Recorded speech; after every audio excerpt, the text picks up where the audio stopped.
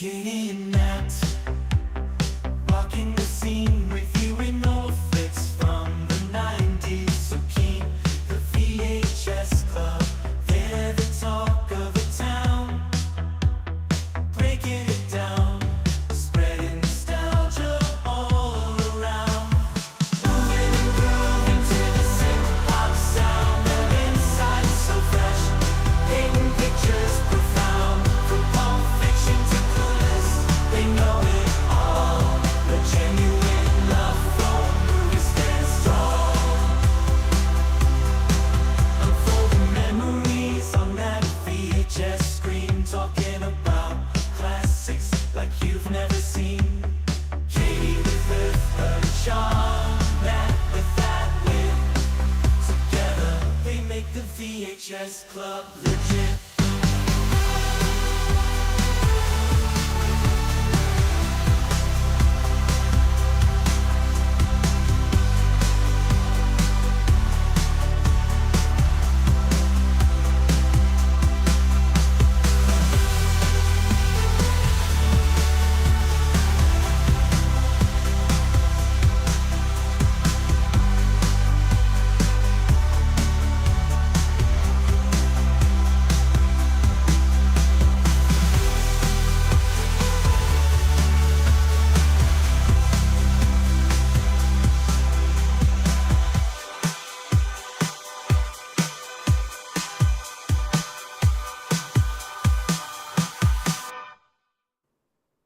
Welcome back to the VHS Club. Special night, Monday and Wednesday this week. We're all Ooh, Nat's 2 for me. favorite movies all week long. Welcome back, Nat. How are you doing? Good. How are you tonight? Good, good. I loved this one. I'm just going to put it out there. Bugsy Malone.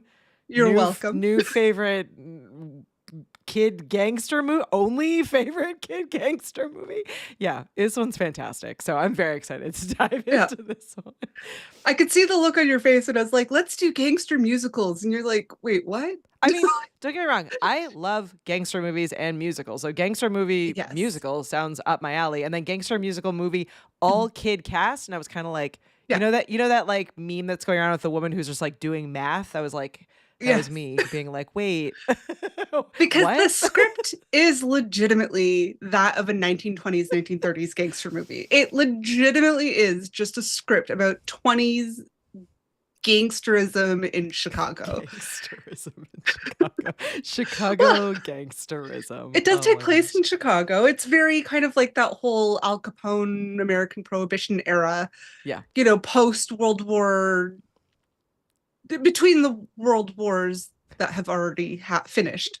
I Well, just spiraled. Good news, Val has not seen this, so we are ready for your breakdown of this movie. So again, this is Bugsy Malone. We're diving actually all the way back into the 70s, just to make an exception for Nat, late 70s. So go ahead, Nat. What is this gem of a movie about? Fill us in. All right. So putting aside the all-child cast. Okay, No, that's the most important part. Let's not put that aside. Let's put a what's that? Put a pin in it for a minute. Okay. We'll circle back. We'll circle oh my back. God, work is infecting our podcast Yeah. now. Okay, so this is with the introduction of the splurge gun, which is AKA a Tommy gun, and I believe there is a more Chicago-centric name for it, and I can't remember off the top of my head. I think it's just a Tommy gun.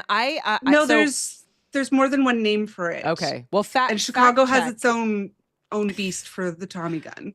Fact check. I online and in our emails referred to this as a marshmallow shooter because that's what it looks like when they get hit. It's like a melted marshmallow. Well, because it is shooting marshmallows. Yes, and I've always wanted a Tommy gun, a marshmallow shooter my whole life, and I will still buy one if I find one. They do have marshmallow like shooter guns, but they're not like but it's they're not like a Tommy Tommy gun. gun. They're like, but these are actually these are called, as you said, splurge guns, and they actually were shooting well, okay, let's totally fact check. They were shooting ping pong balls because they meant to be shooting cream, and I guess it was just like causing injury to the adults that they tested it on. So they had to, updated these splurge guns to fire ping pong balls, and then they had to like Okay. edit in basically being marshmallow like splat. marshmallow splat Yeah. cream, but it was cream. So I said There's marshmallow. marshmallow and cream pies. Okay, it's actually So- cream. So, do continue, Nat. I made a mistake. Okay. I'm just owning it. Okay. Wow, we need to circle back. Okay. We're gonna circle back. All right, we'll circle back. You guys you'll get it when we get there. Okay, yeah. Yep. So with the introduction of the splurge gun into the, I guess, urban scene of Chicago, where Fat Sam is sort of the fat cat, if you will, of the gangsters in Chicago. And it takes place in the 20s. It's post World War One. Again, Prohibition era. It seems that there is a rival gang war happening. And what is actually happening is that Dandy Dan is trying to take over all of the gangsterism in Chicago. So he is the head honcho, or the fat cat, if you will. So he is faking. He's attacking different gangs, so it looks like Fat Sam's being attacked and other gangs are being attacked, but it's actually all him and his goons. Well, not him. He doesn't do any dirty work. He's a very rich man. So he's basically just trying to clear out all the shady business in Chicago so he could be in charge of all the shady business in Chicago. Of course. And a big backdrop of this film, besides all the gangsterism and the gangs moving in and bringing in the splurge gun, aka a Tommy gun, is the speakeasy. Because again, it's the Prohibition era. So that's why there's so much gangsterism, is because basically, from what I understand, during the Prohibition era in America, everything was illegal. Yeah. Like everything. Yeah, everything. Yeah. As a Canadian, I know I actually have family that used to bootleg booze down to you guys, and Irish lotto tickets and cigarettes, etc. So you're welcome. You're welcome. You're welcome. And I can say that because they are no longer here to arrest, because again, it was the 20s like, of the last century. Yeah, the last 20s, not the current 20s. Yeah, not the current 20s, the 1920s. So, yeah, basically that's it. There's the backdrop of the speakeasy and then the gangs. And apparently stuff like this really did happen because the Tommy gun was available for sale to the public. Though crazy, I looked it up. Tommy guns in the like 1919 to 1921, about when they were sold publicly, were sold for $200 then. That's almost like $3,500 today. Wow, that's for crazy. a gun. I'm like, oh, and that's on the like, wow, that's obviously, so they went black market, et cetera, et cetera. So this has all of the classics of a gangster movie. It has gang rivals, it has a speakeasy, illegal booze, it has sharp suits and sparkly dresses and cabaret dancers, Crooning. a vaudeville act. Yes. Oh, you know, the janitor who just wants to be a tap dancer. There's even some boxing. Oh my God, like, you want to be a boxer? A great soundtrack, by the way. When I was watching this, I was like, immediately go dust off the vinyl. Obviously, I listened to this a lot as a kid. And from the wear down and the grooves of my record, You Want to Be a Boxer was one of my favorite songs.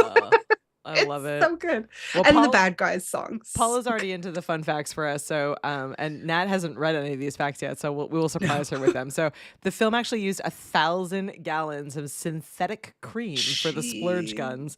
The original plan was to use shaving cream, but it was a ballistic failure and it hurt the actors' eyes.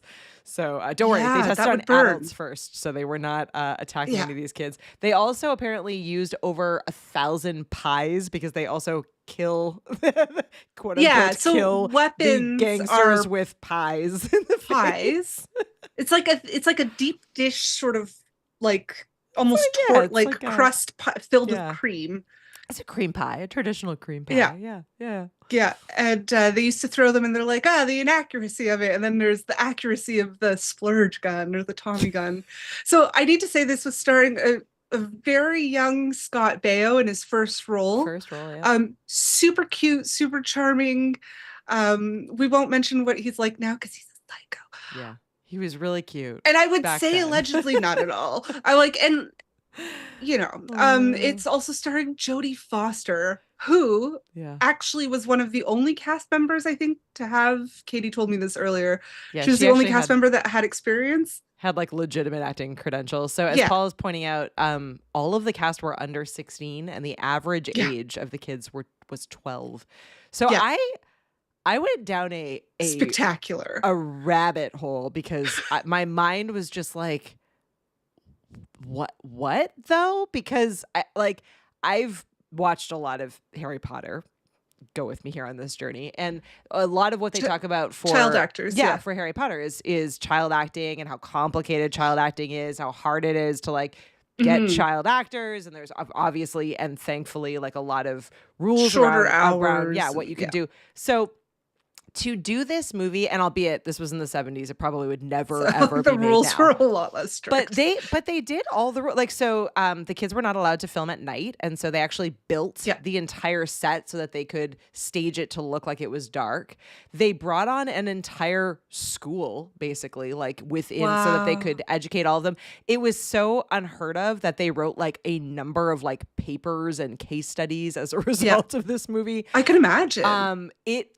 It was just like not a thing anyone did and not a thing anyone ever wants to do again. So it's like this like perfect moment. But it was so worth it. It was Though so this fun. movie, it did make me think of things like Young Frankenstein and Young Sherlock Holmes, or The Adventures of Young Sherlock Holmes. Like there was this kind of, though this cast was significantly younger, the others were teenagers. And I'm like, and what's his name? Charlie in the Chocolate Factory was in Young Frankenstein, was he not? Oh man, now you're maybe Gene what? Gene Wilder? Gilda, yes. I'm like Gilda Radner's husband. I'm like, why don't I remember his name? I was like, oh no, are you asking about a child actor? Because I could not tell you the answer. No, adult. He was in Young Frankenstein. Anyways, but there was, I feel like in the 70s and a little into the early 80s, there was this kind of like kid-centric yet adult plot movie. Yeah. And like they had all the dialogue, and there was still like, there's even some lines in this movie, which Jodie Foster was, I mean, granted her acting experience, but also she is one of the best actors of all time. So like her delivery in this and her acting in this was like leagues above everybody else in it.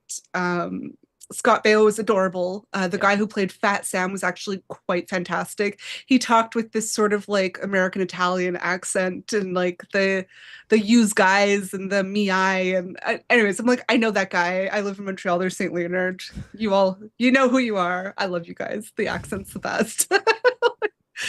It's just fantastic. And some of the lines do have this risque, little things where and it's just so interesting to watch children act out this fully like adult plot, and it just has, they added little bits of comedy I find here and there to sort of lighten it, to lightheart it, and like the marshmallows and some slapstick comedy where Fat Sam like slips and spills his drink twice, and like they had little moments, but the soundtrack is all sung by adults. And so the kids are lip syncing, but a they're lot of dancing and like, but the choreography. The choreography is phenomenal. This is Costuming. Just one of these movies where it's like, I know that this is obviously like directed by adults and written by adults, etc., but it really feels as though it has the potential of like, this is what kids can accomplish if you just let them. Like the imagination and the creativity and just the talent across the board. Like every single one of these kids was like, I at least I hope, obviously we don't have any data on this necessarily, but like this is just such a wonderful experience for them to get to play at imagination, play at being adults. I don't think it's pushed too far, as you said. Like, there's a couple of like No. moderately risque lines where like which one of my Well, favorites. it's like, but how about you smear my lipstick? Like, yeah, how about you smear my lipstick? Or I love Jodie Foster's line where she says something along the lines of like, "This is how I like my men lying at my feet," or like yeah. things like that. Where it's like not even like remotely. Okay, remotely Jodie Foster's inappropriate. lines. She plays Tallulah, who's Yeah. sort of like the speakeasy like lounge singer, and her lines are fantastic, absolutely fantastic. She plays that sort of femme fatale, Yeah. which also very much reminded me in the same sort of ilk of Dick Tracy, Yeah. starring Warren Beatty and Madonna. Now that movie, it was for kids because it's based on the Dick Tracy cartoon and comics. But it also had adult content, and it was also a musical. And I find these two movies are very similar. It's just one had adults cast in it, and it was very much for kids. And this one was for anybody, but it was all children cast in it. So it's kind of it. Anyways, she played that like for the kids by the kids. I just think that there's such a charm to this, and I love even down to the smallest detail. I love that they're like, obviously I love the pies in the face and the and the cream weaponry, but I do love I also love sweets. Death by Sweets. I do also love like the vehicles are all like bicycle versions of cars, which they built for the movie. Like, so it again, which I'm like, if I could have picked what movie I wanted to be in if I was a child actor, it would have been this one, hands down. Yeah. Like the costumes, the choreography, it throws back to like the sort of golden age of Hollywood, like right at the beginning where everything was just so glamorous. And it really is very much like the old gangster movies. Yeah. It's crazy. We have some great facts coming in I want to share with everyone. So I posted this on the screen a couple minutes ago, but Paul says that the official paperwork to allow children to work in the movie was mountainous. Every child actor had to have an individual medical exam and a work permit. More than 33 English councils were involved because this was an English production, not English the language, but English as in from England, as well as bureaucracy in New York and Los Angeles. This movie came out at the same time, so 1976, as Bad News Bears, and actually lost out in the box office to Bad News Bears, which is a crime. Bad News Bears is a great movie, but is not like, I don't know. It's not this movie. So, yeah, I don't know. I'm willing to bet actually that I like this one better. It's been a while since I've seen Bad News Bears, but I do think I like this concept better. Paul is saying that Scott Baio was cast even after he slammed down the script and stormed out of his audition, which I think is absolutely fantastic. Threw a little tantrum, did he? Exactly. And Devlin said that Jodie Foster starred in Taxi Driver this year as well, which was her first Oscar nomination at 14 years old. Yeah, she was phenomenal. Always from a very young child, just been a presence. She had that nuance too. From the second you see her on screen, and like you can tell that she loves being in this moment. Like this is I don't know. It's just such a perfect role for her at that age because she's so powerful in this role. Like the character of Tallulah is so like beautiful and talented and no nonsense, and she's kind of like the sidekick. She has the respect boss. of everybody. She has the respect of everyone. She's got everyone in her shadow. Like she's just phenomenal. And I really I honestly cannot think of a single other actress that could play this other than Jodie Foster. So again, just another line of hers that I loved. So Bugsy, who's played by Scott Baio, he's very streetwise, very clever. He's very smart and witty. And he doesn't really seem to have a job. He's always just getting by the seat of his pants. And he meets this girl, Blousy, who comes into town. She comes to New York. She wants to make it, she wants to make it on the stage. So she keeps auditioning and everybody keeps telling her, well, come back tomorrow. And there's a whole song about it which is adorable. And so they fall in love, and he realizes I got to get my act together and make some money. And this girl, Blousy, wants to go to LA to be an actress, and he's like, I'll make her dreams come true. So he ends up agreeing, though reluctantly, to help the crime boss, Fat Sam, for a lot of money. Well, because he was to robbed. He lost, like, he actually Well, saved up the money and then he lost it all. well, no, Fat Sam gave him that. That Yeah. was the $200 for driving him. Fair, I guess. But yeah, he like So, gets it, but then loses he it, and then has to get it. then again. he yeah. So then he had to get more money. I don't remember what I was saying. Something about Bugsy and Fat Sam. Sorry, I derailed you. Doesn't matter. No, it's the brain cells, you know, like, the little gray cells only work so well. Scott Baio is fantastic in that role, I have to Yeah. say. Like, he's everything that you want Bugsy's character to be. He's like charming, a little bit dangerous. He's not he's clearly like not perfect. I love the moment where he takes her out to like for milkshakes because again they're kids, and the shop is closing up, etc. And she's like trying to ask him how he's going to pay for all this because he clearly doesn't have a real job. Don't or worry, I whatever. got it. And he's like, I got it. And then he proceeds to have this entire like elaborate scheme to lock the bar, quote unquote, owner into a phone booth in her own shop, which I just think is an absolutely fantastic He scene. calls, so it's a payphone. And again, this is the 1920s. So it's a payphone. He calls the operator because operators connected all the calls back then. And he's like, I think there's something wrong with this line. Could you call back to check the line? So that's when the waitress or barmaid or whatever goes in to answer the phone. Yeah.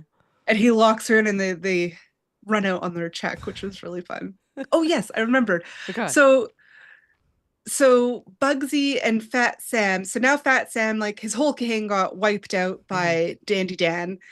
They all got marshmallowed to the face. No longer. Apparently, if you get marshmallow in the face, you cease to be alive. Yeah. It seems you're unalived. Yes. You're unalived. Like nobody's really confirmed dead, but these certain characters don't come back after they get. They kind of like freeze on frame. It's like there's no and then they disappear. Yeah, it's like we're just gonna call it marshmallow because there's no good way to they say get creamed. Yeah, which I know doesn't sound great. All right, we'll go with marshmallow.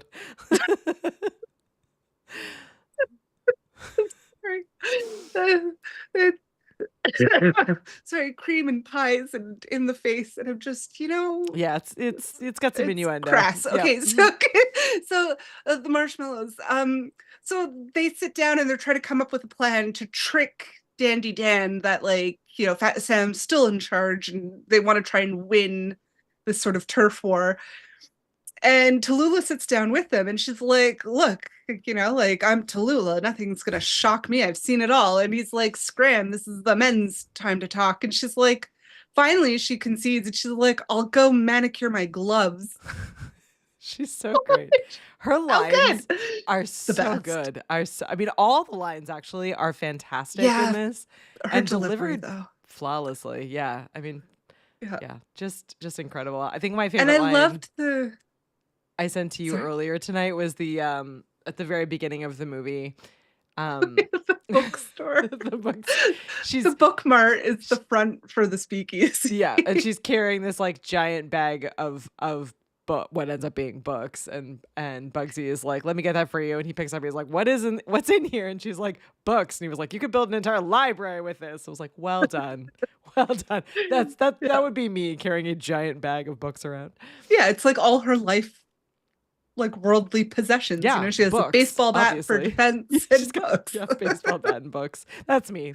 I'm that character. Yep. Yeah. It's the cabaret group too, I really loved. They have great costumes, they put on great numbers. Like to see these choreographed numbers, like the actors really were they were dancers. These children were actually dancers for sure. And one of the most sort of heart-wrenching scenes, there's the janitor in the speakeasy, Fizzy, who he has these tap shoes that are his prized possession, and he keeps asking Fat Sam like, can I audition to dance? Can I audition to dance? And he's like, yeah, come back tomorrow. It's a common line in the movie. And the club closes down at the end of the night, and one of Tallulah's backup dancers, Velma, she forgets her purse, so she runs back to get it. Mhm. And Fizz sings this beautiful song about how, just trying to follow your dreams. And she really so Velma comes down and she starts dancing to it, which really just puts so much more emotion behind Fizz singing this song, lamenting, how hard it is to come back tomorrow. So that was one of the most beautiful scenes, Yeah. I think. It's incredible. And as Devlin's pointing out, which is I think why we're really as into this movie. So like Alan Parker, if you didn't know, went on to direct Fame, Midnight Express, The Commitments, Pink Floyd, The Wall, Evita. So like everything that we talked about in the Fame episode, I don't see Kathy in the comments tonight, but Kathy made us watch Fame, which was obviously incredible and we loved. Also obsessed. So yeah, so I guess it's no surprise. Like, so yeah, again, like shout out to Alan Parker, who hilariously, I was reading in like a lot of the facts, was like somewhat not necessarily embarrassed, but like didn't really talk a lot about this movie for a long time, and then started talking about it. Like so it took a while, I think, to like be like, oh, I mean, actually, that was a really good movie. It was. I don't know what the success challenging. of it was because I wasn't alive yet, but it had to have some level of success because I mean, like, we had it in the house. Like, my parents already had the record. Like, my dad bought it when it came out. Like, my dad loved this movie, which is like the only reason we loved it. And like, my dad, fully as an adult, like as a married man, was like, I love this movie. Yeah. And then as soon as we were old enough, my brother and I to watch it, he's like, okay, we're watching Bugsy Malone. Yeah. It is. And like, I knew the fantastic. soundtrack before I saw the movie too. And yeah, it was a household staple for us, a rainy day. We're like, oh, we'll watch this one. And so the ending also is super great. So Dandy Dan gets lured by Fat Sam and Bugsy to the club, and they have this basically all out like gang war. Like, there's marshmallow guns and pies flying all over the place. And up to 1,000. I even yeah. And I even gasped when I was like, no, not Fizzy. He got like a pie to the face. I'm like, he can't be dead. And then all of a sudden, the piano man, always an important role in a gangster movie. The piano man starts playing and everybody stops. And then he starts singing. And it's the song like I Want to Be a Bad Guy from earlier in the movie. But then he switches it up a bit. Sort of like a reprise of that song. Where he's like, we still have the chance to choose what we want to be. Because before it's like, I want to be a bad guy. I'm good at everything and I choose to be a bad guy. And it's like, sort of changes it. And then everybody, the whole cast, like both gangs are all of a sudden break out into song and everybody, it's just this joyous moment. It turns into this big fun moment at the end. And that's the ending. And it's just, and Bugsy and Blousey have their ride off into the sunset to LA to follow her dreams. Absolutely. They're the only ones not covered in marshmallow. Yeah. Which is pretty great. This is an interesting fact. So Devlin says that Alan Parker said the only thing he regrets is that he didn't let the kids sing and that he used adult voices. He says it looks jarring when he looked back at it. I will say, so I was watching like a lower quality version of this movie, so it didn't, like, I knew that it was adult singing because you could hear the difference, but I didn't find it overly jarring. Like, I thought the kids actually did a pretty good job, like, lip singing. I thought that was part of the genius of it. Yeah. Like, I thought, again, like the adult dialogue and the adult plot line and the adult singing, it kind of lent to this whole like almost absurd fantasy of this being acted out by kids. It kind of made it. It kind of really brought it home to like what it was. This is a terribly poor comparison, but I'm just gonna say this anyway. So when I think we were like teenagers when these came out. But do you remember the Thumbs movies where they like reenacted famous movies with thumbs? It was like a sketch comedy by the Odenkirks. No? What? All right. So I have like a box set. I will find the links to share with everyone who is like now horrified and confused. There's like there are like these I actually have them on DVD, of course, not with me, but downstairs somewhere. But there was Bob and something Odenkirk did this series of movies where they were like spoof movies where they reenacted like Batman and like a whole bunch of like treasured movies with only thumbs. So they like put faces on thumbs and they talked, and it was preposterous and ridiculous. There's Titanic and Batman and a variety of other ones. And I remember it kind of made me like think icon of, yeah. of the thumb, but I don't actually fully remember this. George is with me. George loved the thumb movies. It made Thumb me think of Wars, it made the me Phantom Cuticle. right, yeah. So it made me think of this a little bit in that it's like there's something kind of fun about the idea of like in the Thumbs movie, it was like of being kind of like silly and funny with something that's so like iconic and like memorable. Whereas like I feel like what makes this movie so special is the fact that they just let kids play at being gangsters in like this, you know, everything about this movie is as good as an actual gangster movie, and the kids are just allowed to be in this imagination in this space. So it was like the entire time I was watching, it was just like, this is like a kid version of like the Thumb movies, where it's like what happens when you just kind of let someone be really creative and be really playful with a common trope or a common like they had kind movie. of all of those. They had the Al Capone character, and they had the Detective Marlowe, the Humphrey Bogart character, and you know, like they really did like harken back to that. That was poor comparison. I know that this movie is much better than the Thumbs movies, but I wanted to bring you all back with me. That was my immediate thought. I was like, oh my gosh, this is like a kid version of the Thumb movies. Devlin is being serious and is talking about the incredible score for this movie. Paul Williams composed it and some of the vocals, and it's an absolute genius. We talked about this Bugsy's song. We talked about this actually earlier this week. We did one of Nat's other favorite movies, Streets of Fire, and that one also has an absolutely incredible soundtrack. One thing that I've really been enjoying about like diving into some of these older movies again and through this show is that like they're I love a soundtrack, especially obviously a good soundtrack, and there's something about having them and particularly having them on vinyl that has just been like really just wonderful for me. Like Nat grew up with a ton of vinyl in the house. I did not.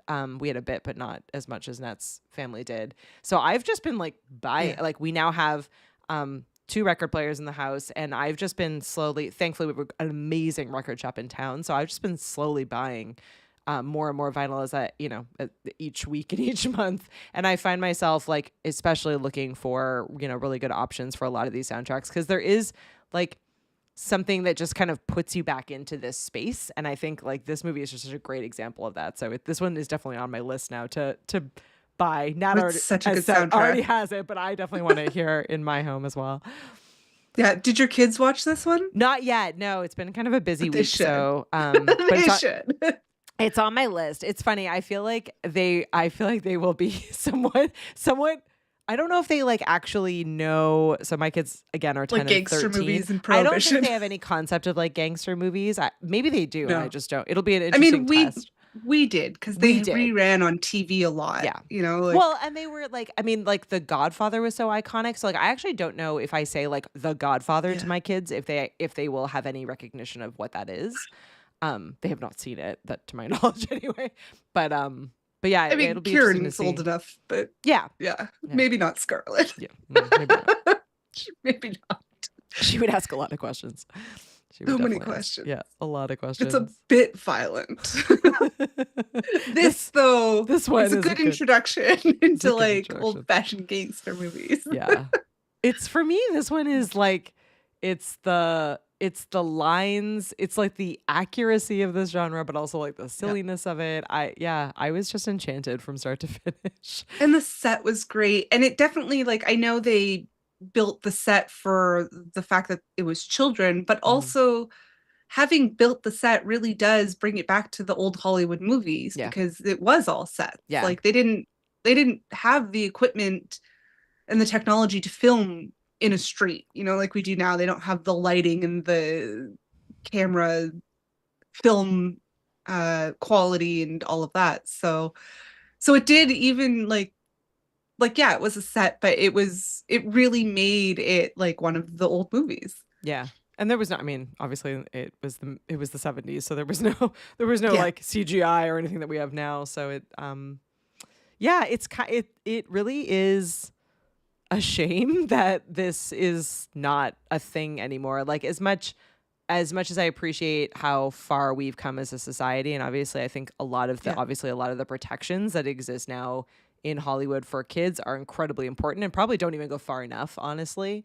But Well, I no. but at the same time it is sad that We don't have that more. we are missing then as a result, like the Yeah. ability to do movies like this. And I think it is somewhat, I mean, I guess, so to counter that, I will say, so again, I have a 10-year-old and a 13-year-old. My 10-year-old is really into theater. And I will say in the theater side of things, like, I think, we have done a good job as a modern day society in creating like junior versions of a lot of the famous kind of Broadway Yeah. productions, which I think is really great that kids get to experience, you know, theater and a little, I guess, a little glimpse into acting, into some moving a little bit towards Hollywood without kind of all of the adult content. So I Yeah. do think that And even in this movie, they do give a little bit of a, like, Bugsy does give a bit of a criticism, and so does Tallulah on Hollywood. mhm.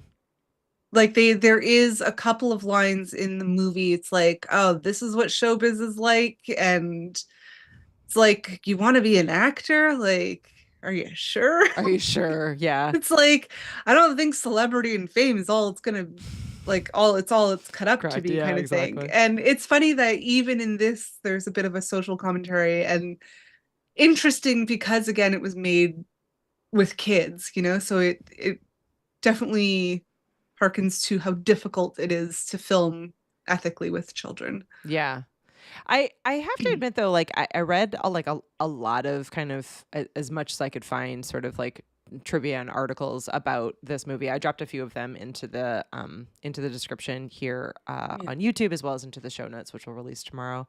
But it is interesting. Like they seem to have done a pretty solid job of checking all of the boxes to really be able to do Yeah. this. So it is like, again, like amazing job from Alan and team in really being like, nope, we're gonna do this with kids, and it's gonna be really difficult, and it's probably gonna be expensive, and and a different scope than if we had just brought on adults, but we're gonna do it. We're gonna follow the rules. We're gonna do it. Like they brought on basically an entire school. They, as Paul was saying earlier, they did like an insane amount of paperwork. It took like a very long time for them to cast everyone and to find, and I'm sure Yeah. like the mass majority of the actors that were in this had no acting background because again they were No. children. So I'm But a sure that lot there of were a them were lot of trained in yeah some form, in some some art form. form. Yeah. Like, there was, most of them were definitely not first time dancers. Exactly. Yeah. So, and it is interesting, Devlin is saying, which I think is intriguing to kind of discuss. It's like it's similar to Princess Bride, which we've talked about a couple times now, but it's like this one had a hard time finding its place, right? It's like it's too mature for kids in some ways, but then also too childish for Yeah. adults. And so I think these kinds of movies mature like a good wine, right? Like they take a little bit of time for people to actually like latch onto, to become sort of a cult classic, or to become as popular as they do. So it's Yeah. interesting. It's funny because I grew up, like, my grandfather, like I said, there was, Canada helped out the Americans during the Prohibition. So it's like there was always kind of this like bedtime story that, Mhm. of like the Wild West and the Prohibition, and like I kind of, I guess, had a unique exposure to some of this, like very edited. I never heard about anything bad, but Yeah. like my grandfather and his brothers were in a band, and only like one or two of them actually played instruments. They're in like a traveling band, which is quite actually the plot of Some Like It Hot, So it's, I don't think they ever dressed in. I was just gonna say I don't think any of them ever dressed in drag, but then I'm like, there is that one picture of But crazy Uncle probably. Jim. Yeah, crazy Uncle Jimmy. But um Hey, who knows? Maybe Some Like It Hot was inspired by a crazy Scottish family. Yeah, you never Uh, know. It is you interesting never too that know. this film actually performed well in England and in Yeah, Japan, but of course. it had a very limited release in the U.S. So in U.S. theaters, which is why most of the people who are hanging out with us tonight and listening and watching later likely haven't heard of this one. So if you're in the Oh, please U.S., find it, it's guys. just it's not as commonly known, and obviously Nat Yeah. and I grew up in Canada, so having a Commonwealth background probably makes it a little bit more accessible for us. Yeah, I will we say it's available on YouTube. I was able to watch the entire thing on YouTube really easily. So perfect. Yeah, Mhm. that's I think Streets of Fire is also on YouTube that we talked about earlier this week. That So, one was on Amazon. I had no problem finding that one on okay. Amazon. So yeah, It's popular now. there's lots of options, and potentially Bugsy Malone was on Amazon as well. But when I did a search for like where do I watch this, it was just immediately available on YouTube. So I was like, oh, all in. Why That's not? easy. Yeah, it's easy. Exactly. I It'll be have it fun. on VHS. Yeah. That's my 2025 Yeah. goal is to start buying more VHS and building out my my VHS library. I have a lot of Yeah. DVD which I've been slowly kind of putting away and getting organized Yeah. with, but less Yeah, I VHS. got all of mine in binders, but it took me a long time because I had to find binders that would also hold the box sleeve. Mhm. Because you don't want to lose the artwork in the box sleeve and just have a bunch of discs, you know? Like, so it took me forever. And there's like one seller on Amazon that has a good binder. So now everything's condensed into like one shelf of binders, but I it took love it. me years to Yours. find Yeah. those. And still today, there was only that same one seller on Amazon. And like, it's this guy, he does it himself. That's Like, awesome. Well, crazy. Doc said that he saw it on VHS. And Devlin remembers it being in theaters as a child, but didn't get to see it until a few years ago. Yeah. Loved it. And we've Yeah. convinced Josh. It definitely feels like a good movie for you, Josh. I will say that I think you will enjoy it. Yeah, for I just sure. fully appreciated how I Yeah, mean, I will say I love a musical, and I actually really you also do. love a gangster movie. So like everything about this kind of screamed me. I hadn't seen it Really? before. I don't know why. I mean, again, I grew up across the street from Nat, so I Like, had how every did you not opportunity to see see it. this? I don't know. I It's don't know. crazy. Yeah, I don't know how I I hadn't seen it. wonder, like, I know we learn in Canada more about global history than from what I understand is taught in America, but this is American history, but how much of it is taught? Like, do we know, like, do we learn about Prohibition era in school? Like, I don't is know. that so? I That's don't, a really good question. I will you'd say have to ask the kids. this is not at all having to do with movies, but if this era is Yeah. interesting to you and you want to learn more and you are a reader of any kind, there is a book called The Poisoner's Handbook, which is hands Oh, down yes. one of my favorite books. It's a Fantastic. nonfiction about like the like surge of poisonings that happened during the Prohibition era because again it was just the wild wild west. So if you're looking for a really Yeah. And fascinating moonshine read, can be very dangerous. yeah, people Like were drinking all bathtub kinds of gin. stuff. Yeah. Woo. So Thank God it wasn't, we didn't have, like, we didn't go through, and it's funny because I remember when speakeasies started to pop up, like, as bars to go to. mhm. And, like, even here in Montreal, Montreal has some very famous ones where you have to, like, literally get the clues and find the I clues. And love you're it. just, I remember walking by the door of one for like a half hour before I actually found it. And the guy finally popped his head out. He's like, it's Just here. And I yeah, was like, you're embarrassing thank you. yourself. You It need was to come in. it was also like February and minus like Yeah. 40 Celsius out. So, you know, like anyways, he took pity on us. And I'm just like, how stupid is it that we have speakeasies? Though it's a fun experience of like, we never had like, I mean, maybe we did in certain communities, but it wasn't like as a country, we didn't, we weren't, what is it?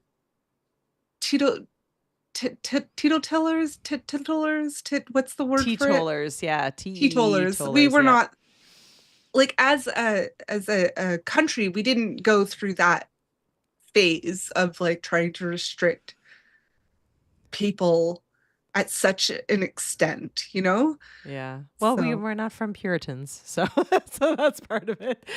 Devlin says that Devlin is also from Canada. And doesn't remember learning about hey, prohibition in school in the 70s and 80s, but definitely learned it in movies. Yeah, I think yeah. that's kind of the cool thing about movies, honestly, is I that know we touched on it in high school, like in yeah, world history, because I mean, like America's our neighbors. We obviously learn a lot about you guys. You know, it's yeah. I mean, we have to. Our histories are so connected, like literally Mm-hmm. connected. Literally We're connected. besties, guys. Well, I loved this one. If you're hanging out in our live studio audience, looks like a couple of you watched it. So feel free to drop your rating in for this one while we kind of finish off our thoughts here. And if you haven't seen it, and like people like Josh and Val, if we've convinced you, you can just put your rating on like how much we've convinced you to watch I mean, marshmallow this. Tommy guns, guys. I mean, hopefully we've convinced all of you. I don't know if there's a marshmallow emoji, but maybe you could rate in marshmallow emojis. You're welcome to do that. And as a reminder, huge apologies from all of us here at the VHS Club podcast. We are for the next few weeks, at least to the end of February, on a weird and wacky schedule. So normally we are here Thursday nights at 9 p.m. Eastern on YouTube for the live recording of our show. It's obviously available for everyone immediately following, but if you're in our live studio audience, we're on most now Wednesday nights at 9 p.m. Eastern For the next couple of weeks. for the next few weeks. It's just been a really busy year so far, but we Yeah. wanted to make sure we didn't miss any episodes. So we've got some really fun ones coming up. We talked about last time. I won't show the brochure again this time, but we are going to be doing Groundhog Day next, which is one of my all-time favorites. We have a mystery movie undecided movie coming up the following week. My husband Dane is going to be on to talk about one of his movies. It's likely Contact or Gattaca because those are two of his favorites.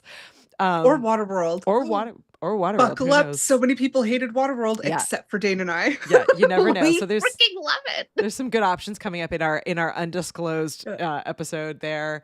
And then we have Ghostbusters coming up in queue. So we have a lot of really fun episodes. And then obviously we have a ton of guests who have been asking to come on, and some good episodes planned for March and beyond, where we'll be back at our usual Thursday. Yeah. On our usual Thursday Maybe. night. I love it. Okay, so go ahead, Nat. I looked up the Tommy gun thing because Chicago does have its own thing. All right. So it's called the Thompson submachine gun, Oh, okay. also known as the Tommy gun, the Chicago typewriter, Ooh, badass, or the trench broom. See, all of It's these like, are safer for us to say wow. on YouTube, so I'm into it. The trench broom. We'll call it the Trench broom is violent, guys. Like that is deep dark shit. Yeah. Chicago typewriter it is. Yeah, I like Chicago typewriter. I have a typewriter here in my Which is the sound. I'm assuming they called it the typewriter because of the gut sound and the tuck tuck tuck sound of the typewriter kind of thing. But Smart. Smart. Trench broom. That's so dark. Trench broom Holy is dark. shit. Well, Josh is in for 5 marshmallow Tommy guns or trench brooms for watching it ASAP. Not sure Chicago when, typewriters. but soon. Val says that we've convinced her, and Val, we still need to have you come on, so we'll have to pick a movie you have seen and have you Val come has on. seen plenty of movies, has seen just not plenty of ones movies. we've covered. Marshmallow covered tater tots. Yeah, that's it. We're in on that one. Ooh, Paul is giving it 4 ping pong balls and yes. words failing. I'm like mallets. That's not a mallet. We'll pretend. We'll just call it ping pong balls. Paddles? Paddles. There we go. That's the word.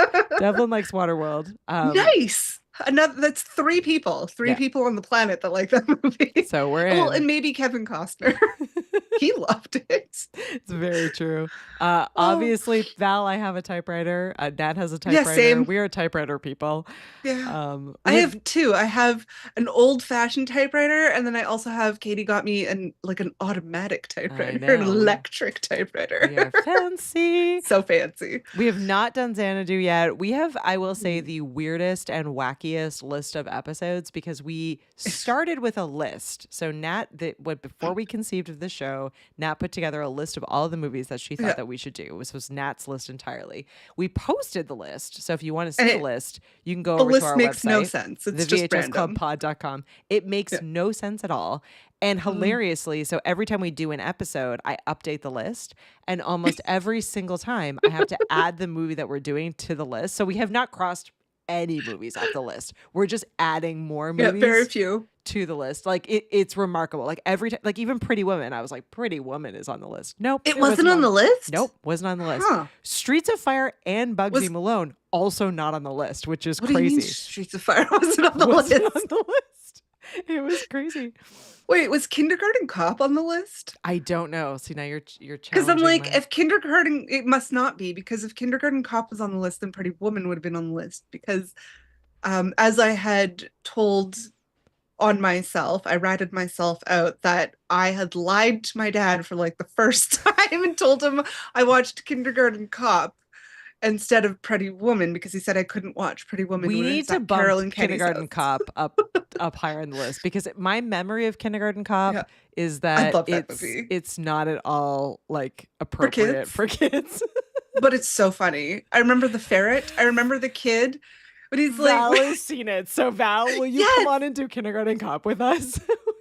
we need, I love when we he's need like- your help. We need your help. what does your who is your daddy and what does he do? My father's a gynecologist. He looks at vaginas all day. Yeah. It's gonna When I be used to work in great. I'm gynecology, we giggled about that constantly. Yeah.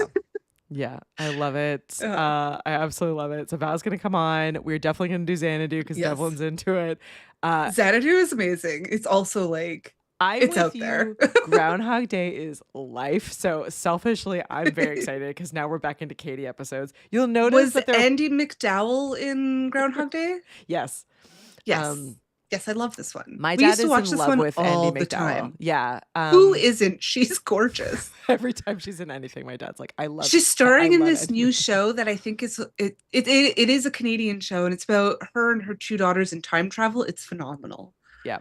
Doc is Anyways, highlighting that love we Andy McDowell. absolutely need to add Sgt. Pepper's Lonely Hearts Club Band to the list, which obviously we have seen many, many times. But yeah, Yes. we should definitely add that to the Oh, list. and the Yellow Yellow Submarine. Submarine. Also, I have that one on VHS. And a Hard Day's Night. in a special we should do a box. Beatles run. We should do. I love a Beatles Hard one. Day's Night with what is it? Ringo's grandfather, whose grandfather is in it all the time. The guy that doesn't talk about anything. Yeah, Anyway, it's so phenomenal. funny. In my mind, It's so weird that the Beatles made a whole bunch of movies. I love it. I mean, they weren't happy. technically in a Yellow Submarine. Mhm. They didn't do the voices for it. See, Shockingly. Doc Rock likes Andy McDowell How too. weird is it? Andy McDowell too. She's just Who universally doesn't? beloved. She's gorgeous. Oh my God, and Four Weddings and a Funeral. Oh, it's another great one. Katie and I love that one. In the name of the Father, the Spirit, and the Holy Spigot. Gosh Yeah. darn. And I bet you it's not on the list. We should pull up the list and reference it. I bet you it's not on the list. Yeah, probably not. See now, so all of you, because we have a wild and wacky schedule, you need to go over. Yes. Do it. Please do us a favor. There are 8 of you. There were 10 of you watching live with us here in the recording studio. Thank you so very much. All of you need to make sure that you go over to the vhsclubpod.com and click to join our email list so that you know when our episodes are coming up. And then you can leave us voicemails. You can let us know what you love about all these movies and what you want us to do next. If you want to be a guest, all of that fun stuff, because we love it. And yeah, who knows? 2 episodes this week. Maybe you'll convince us to do 2 episodes a week. We'll catch up very quickly. Who knows? Who knows? Catch up, Katie. There's like tens of thousands of movies I know, made in yeah, the we'll- 90s alone. Like, we're never going to catch I know. up. Every time we do And a like, movie, we're just talking "These about like 6 more." American movies. Yeah, exactly. Well, Oh. without further ado, as usual, I rated and I rated this Which one Katie's correct.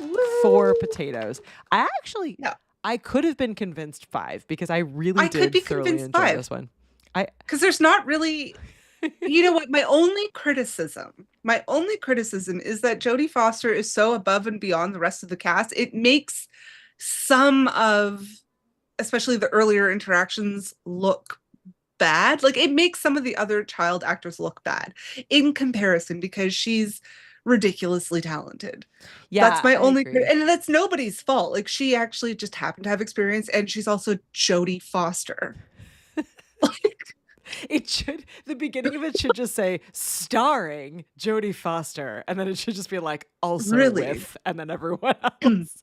That's my And yeah. also other people. And also other people. I'm with you. Oh, She we steals the didn't show. mention Blousey is having a hard time auditioning So for good. Fat Sam's Speakeasy. Mhm. So she goes to audition for this sort of vaudeville act. Mhm. And I was thinking, I'm like, how much fun would it be if that kind of came back? These variety shows, this vaudeville, like Yeah. I'd go see that. Well, speakeasies are Like back just now, a so why random not? variety show. Yeah. Yeah, like bring back vaudeville, guys.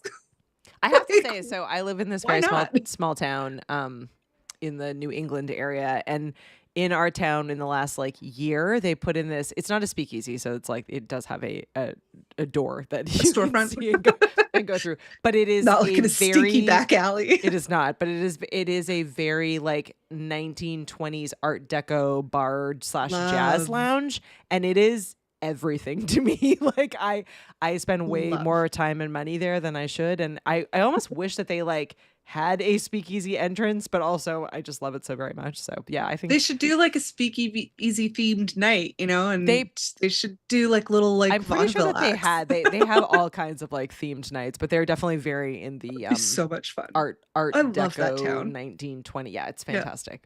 I love that town. It's so much fun. It's the best. It honestly, the first time I went to go visit Katie when she moved there, I was like, is this the set of a Hallmark? It really is a Hallmark Like movie. it has like the but it also cobblestone like has an Art center Deco and like themed yeah. and it has like the little roundabout and it Mhm. has like the bookshop and the toy store and the firehouse and I'm just like, It's very cute. oh my god, it's so New England is so beautiful, so Yeah. beautiful, love it. Oh, And it's close enough to Boston. You're getting help. So it's Yes, The yeah, Way Home. It's called The Way Home. Andy McDowell's new show, The Way Home. If you're in the future, It's so lovely. in the present / future, I love Not found on VHS. I do. I'm sure it'll be syndicated. The US has been snapping up all of our Canadian content shows and like rebranding them as like CW, or one is now like a Prime show. I'm like, it is not. But and it's a little frustrating, and it's a Canadian because it's like a show comes out and then it gets like syndicated, snapped up by the US, so they have the airing rights to it as well. But then I have to wait 2 years for season 2 or 3 because like we have to wait for you guys to catch up, and I'm just like, at least that didn't happen with Schitt's Creek, and I was able to watch that just straight through. Perfect. Which Well, everybody should watch Schitt's Creek. everyone should watch Schitt's Creek. That It's show is just amazing. it just fills your cup. Josh points out this incredible fun fact that for all us Star Wars fans out there, Carrie Fisher joked on the DVD bonus features of Star Wars that the whole time that they were filming the movie, she was waiting for the studio to replace her with Jodie Foster. Yeah, I've heard that. I've heard her Honestly, say that before. I love Carrie Fisher, but Jodie Foster can Love. do anything. So I believe she Really? really could. She really could. Hey, maybe we'll be watching Contact with Dane, speaking of Jodie Foster. Yeah. Serious. Now I may Also a now we great may push book. for that. Yeah, he just finished reading the book. So if you have not, Oh, it's a great book. yeah, it's a great book. Yeah. Yeah, maybe we'll do Contact. Maybe we'll put in a poll and we'll say which movie should we force Dane to do, Gattaca or Dane-centric Contact? movie? Which Dane-centric movie should we watch? Well, we should Instead of doing three. Gattaca, we should do Existenz. Do you remember the British Oh, sort yeah. of version of it, or it was pre-Gattaca? I don't know if it was pre-Gattaca or same time. Dane would not be. You know, thrilled with sometimes that. movies come out. Yeah. I know Gattaca was quite perfect, but Yeah. yeah, sometimes movies come out and they're like exactly the same. Like there's 2 meteors hurtling towards Earth movies that came out at the same time. Yeah. Armageddon and Deep Impact. Yep. Like And there's then always volcano this. movies. There was like Yeah. There. Yep. Like how like Dante's Peak and whatever the other one Volcano. was. I think it was Volcano, Dante's yeah. Peak and Volcano. Yeah. Cleverly named. It's interesting, and I wonder if studios do that almost on purpose. I don't Yeah, know. maybe. All right, one Yeah. vote for Gattaca. We'll have to- Yeah, well, we'll till have to Dave. see. Quite good. Well, we did it. Yeah, so we all the waste- taters. We loved wasted it. another hour talking about an absolutely incredible movie. We hope we convince you all to go and watch it. We We should At least all find the be soundtrack. living at least So a good. little bit in the past, because some of these movies are fantastic and need to be rewatched or watched for the first time or watched again and again and again. And all these soundtracks have been incredible lately. It so is definitely the time to find escapism, Yep. to fill your cup, Fill your so cup. that you can Bugsy Malone it up. stand getting through a freaking day nowadays. Absolutely. 2025 Yeah. is the year of Bugsy Malone. Please go and watch this one. And join us next Wednesday for Groundhog Day. We are also going to be doing a fun, as part of the episode, we are pre-recording a tour of all of the locations that they filmed Groundhog Day at, which is in Woodstock, Illinois. Huge thank you to Mike for taking us into the town, which is really sweet of him. And it's just past Groundhog Day, so it's going to be like in the moment. We can have the full experience. So hopefully you join us for that. But if not, you can always watch it or catch it whenever you'd like. That's the joy of podcasts. So here on YouTube or on your favorite podcast player, wherever you want to listen. But thank you so much for supporting us. Thank you so much. I see Devlin said that he just subscribed. Thank you so much for subscribing, joining our email list, checking out our website, all of it. We really appreciate it. And we will see you next time for Groundhog Day. Bye, Nat. Bye, See you next guys. time.